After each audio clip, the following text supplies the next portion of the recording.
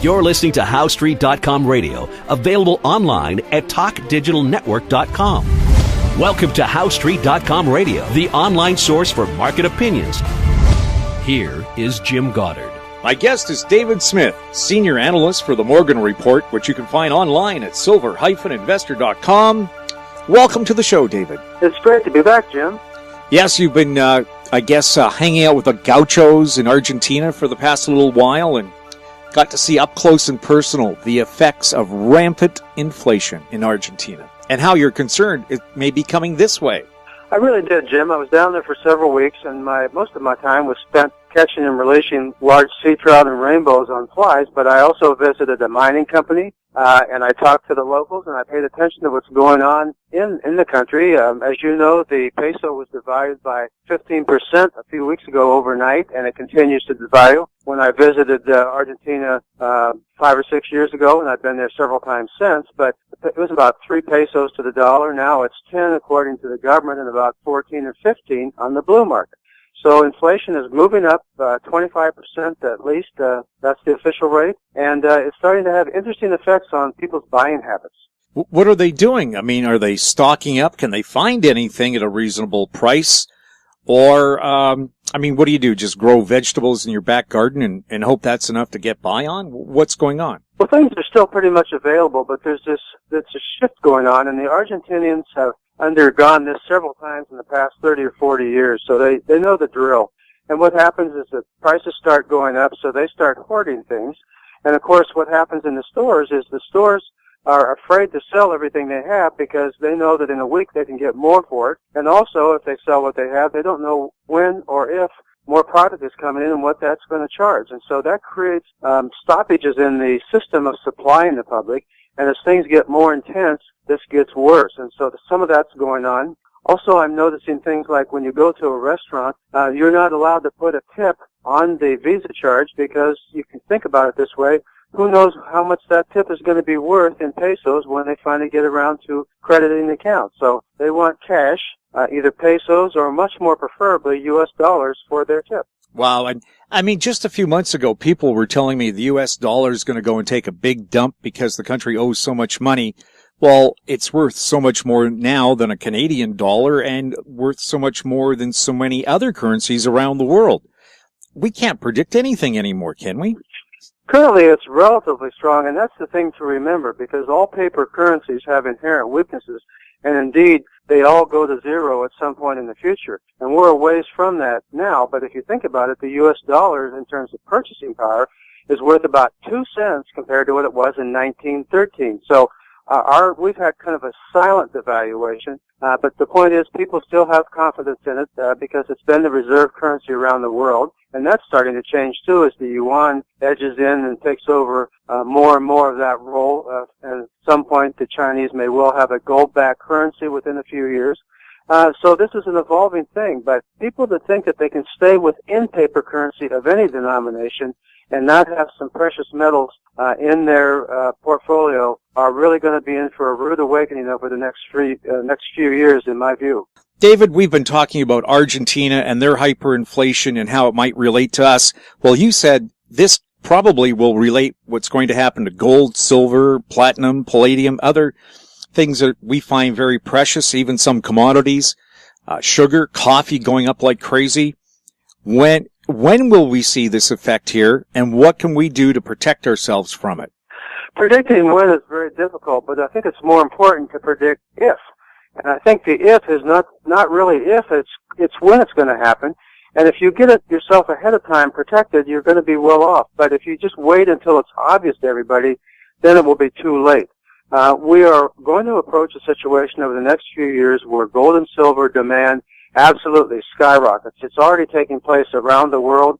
Even in the United States, for example, we're still setting records of monthly purchases by the public of American Silver Eagles. And the gold purchasing is not as robust, but in that regard, the gold price is really determined elsewhere, not so much in U.S. purchases of gold eagles, but what's going on in China and India. They're going to be and continue to be the main drivers of gold supply versus demand. And so I think we'll see a very similar situation eventually in coin shops and public purchasing areas in the United States and Canada that we're starting to see in Argentina with basic supplies, and that being that people that have the gold and silver to sell in their shops are going to start getting nervous about selling it because they don't know when they're going to get more and what it's going to cost them. And they also know that if they wait a little bit with rising prices, they'll get more next week than they did this week. And that situation isn't here yet, but it's on the horizon. And as the supply-demand matrix gets more twisted out of shape, you're going to see that start happening. So people feel that reliably they can go down to their shop and buy some gold and silver, but they're going to find that that's eventually going to become harder and harder and finally non-existent. Not to mention that what they buy is going to carry a much higher premium than it does now, because premium rises in expectation of demand versus supply. And you're going to start seeing that double whammy. So again, anyone who still hasn't figured it out is going to find themselves not just behind the curve at some point, but outside of the curve. We know China last year virtually or practically bought up every piece of physical gold produced. Could you get your hands on 5 pounds of gold right now at a reasonable price? A couple of my friends made relatively small purchases about 6 weeks ago at one of the larger bullion producers in this country, and they normally would have been able to go in and get something, have it picked up maybe that week. They just took delivery on it a couple days ago, so they weren't expecting that kind of a lead, and that's when we don't even have the perceived shortages that are going to be the case in reality down the line. So it's just hard for me to understand how people want to wait until they really know something's going to happen and then think they can do something about it, because they're going to be sorely disappointed. Does the U.S. have any gold in Fort Knox? Well, that's been a question on a lot of people's minds for many years, especially after Germany requested a small amount of their gold to be returned to them last year, and they were told it would take 7 or 8 years to get that, about 20% of the gold that they have been storing supposedly in the United States for many years. So I think that's part of the confidence picture, and as more countries start to ask, where's my gold, that confidence is going to erode more and more. And the system is going to become so dynamic that even a small amount of metal in your hand is going to be a tremendous confidence booster to you and be a way to help protect some of your wealth. There's a saying that we all lose during these times, but the person that loses the least comes out to be the winner. That's a sad reality, but that's the reality we're living in. And if you want to try to lose less than most other people you know, you're going to have to respond before they do. But if every country said that had stored gold in the U.S. said, we want our gold and we want it today, is that going to create international tension? As David Morgan says, the changes in price and in supply occur on the margins.